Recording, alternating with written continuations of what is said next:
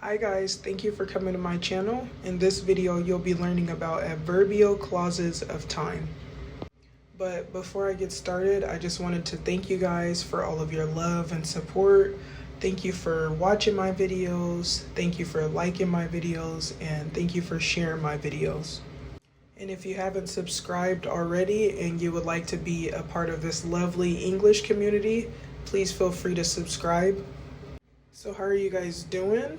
What are you guys thankful for?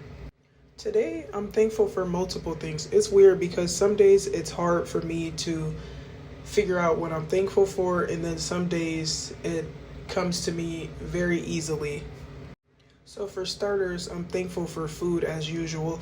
A few days ago, I tried this Asian inspired salad because usually I eat Caesar salad or the salad that has like the romaine in it.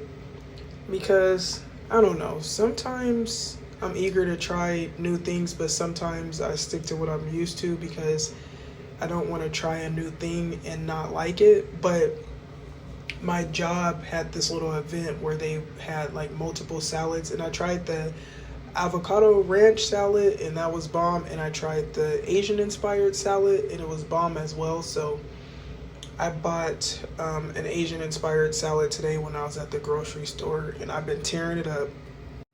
Aside from being thankful for food, I'm really thankful for people who genuinely love me and my family. And when I say my family, I mean me, my son, and his dad. But I'm just going to keep it simple and focus on me, because I remember when there was a time where I felt like nobody loved me and it was I felt like I didn't have a lot of support or someone that I could turn to when I was going through stuff. And I feel like now I have support left and right, not just for me, but for my son. And that's really nice to have people that genuinely love and care about you, and it comes naturally. It's not forced. Also, side note, I know you guys think I'm really good at English, but I have my moments too, because sometimes I don't know, like how I just said it comes naturally. I was like wondering, should I say it comes natural or it comes naturally? Like, and then with other words like what's another example? I can't think of one off the top of my head, but there's like another word that throws me. I think it's inspiring, yeah. Like, sometimes I don't know if I should say that person is very inspirational or that person is very inspiring, but I'm gonna figure it out. And the other day I caught myself because I was talking to somebody and I said, with you. So instead of saying with you, I say with you because I'm so used to saying with you. But that's another thing that I'm trying to fix. So yeah, just know I'm not perfect. Like, I'm really good at English, but I have my moments too. But yeah, feel free to let me know how you guys are doing and what are you thankful for, or you could even tell me a fun fact about yourself. In the meantime, let's get to the video. An adverbial clause of time is a dependent clause that modifies verbs, adjectives, and other adverbs. An adverbial clause of time acts as an adverb and tells us when something happened. Dependent clauses are also known as subordinate clauses. A dependent clause usually has a subject and a verb, but it isn't a complete thought. So our first example says when the food is done. So notice how there's a subject, food, and a verb is, but this isn't the complete or a complete thought. Our second example says because of the weather. So there's no subject or verb in this example, but it isn't a complete thought.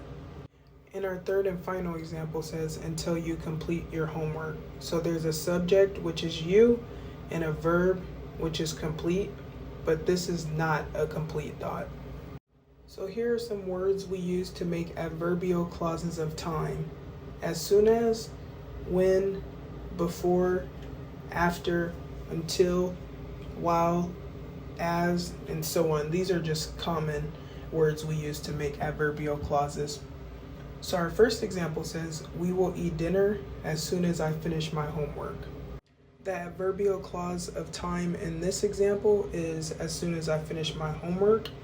And the words we use to make this adverbial clause would be as soon as. Our second example says she watched videos on her phone while cooking dinner. So the adverbial clause of time is while cooking dinner, and the word we use to make this clause is while. And our last example says, I will clean my room after taking a shower. So the adverbial clause of time is after taking a shower, and the word we use to create this adverbial clause of time would be after. Also, in the first example, the clause is modifying the verb will eat, or verbs. In the second example, the clause is modifying watched, or the verb watched. And in the third example, the clause is modifying the verbs will clean. If the adverbial clause of time comes first, you must put a comma after it. So our first example says, while I was taking a shower, someone knocked at my door. So notice how the adverbial clause, while I was taking a shower, is at the beginning of the sentence. So we have to add a comma after it. Our second example says, when my mom arrived, I was busy doing laundry. So notice how the adverbial clause, when my mom arrived, is at the beginning of the sentence, so we have to put a comma after it. And our third and final example says, until you get a job, you won't have any money. So notice how the adverbial clause, until you get a job, is at the beginning of the sentence, so we have to put a comma after it. If the adverbial clause of time is at the end of the sentence, a comma is not needed. Also, the sentences in this slide are the same sentences that I used in the previous slide, but notice that the adverbial clause is at the end of the sentence instead of being at the beginning of the sentence. So our first example says, someone knocked at my door while I was taking a shower. So notice how the adverbial clause is at the end of the sentence, so we don't need a comma. Our second example says, I was busy doing laundry when my mom arrived. So notice how the adverbial clause, when my mom arrived, is at the end of the sentence, so we don't need a comma. And our last example says, you won't have any money until you get a job. The adverbial clause, until you get a job, is at the end of the sentence, so we don't need a comma. Remember, an adverbial clause of time cannot be created unless we use a subordinating conjunction. A subordinating conjunction is a word or phrase that connects an incomplete thought, also known as a dependent clause, to a complete thought, also known as an independent clause. And these are just some example sentences so that you can have a better understanding of subordinating conjunctions. So our first example says, we can go hiking when the weather gets better. So notice how the subordinating conjunction when connects an incomplete thought to a complete thought. Our second example says, I won't be able to exercise until my leg heals.